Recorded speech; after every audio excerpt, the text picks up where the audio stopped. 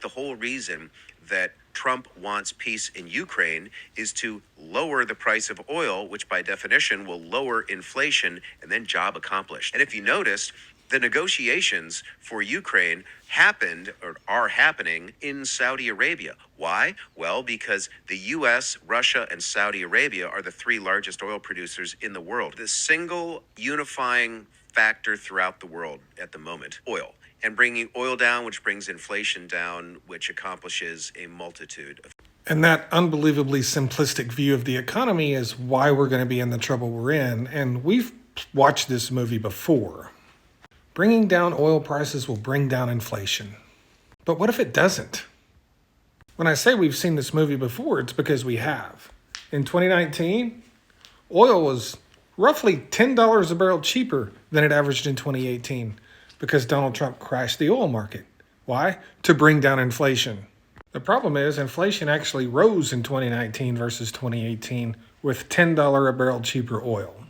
And part of that was because energy prices rose. Yeah, there's more than one kind of energy. Yeah. What else rose in 2019? Food prices. Yeah, food prices rose even though oil was $10 a barrel cheaper. And then you have this problem right here. You know what this is? This is home prices. That's a big driver of inflation. Yeah.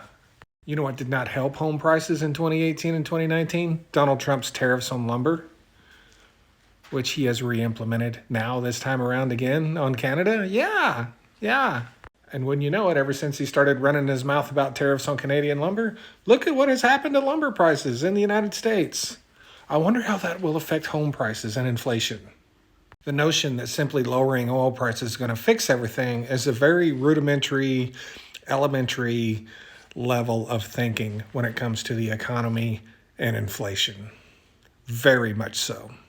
And as tight as natural gas supplies are already, further lowering oil prices will only squeeze natural gas inventories even more and make natural gas prices jump by a lot.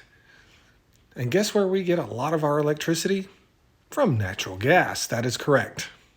Oh, there's another problem too. Ending the war in the Ukraine won't necessarily bring down oil prices.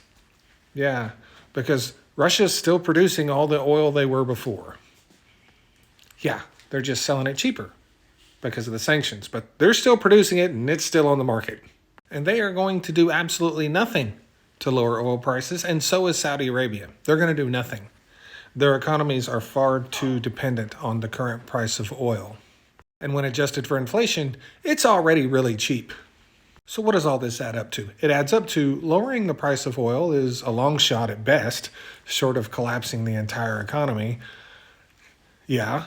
In addition to that, even if you do, it certainly doesn't mean inflation's going to drop.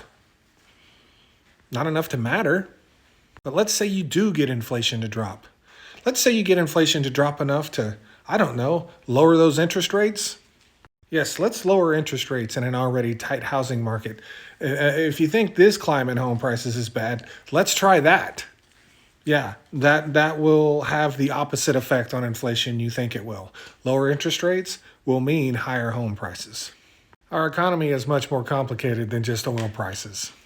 And with very tight inventories and housing and natural gas as well, which is a huge driver of energy prices in the United States, further tightening those inventories with lower oil prices and more tariffs on lumber is far more inflationary than the reduction in inflation you would see that's just realized at the gas pump.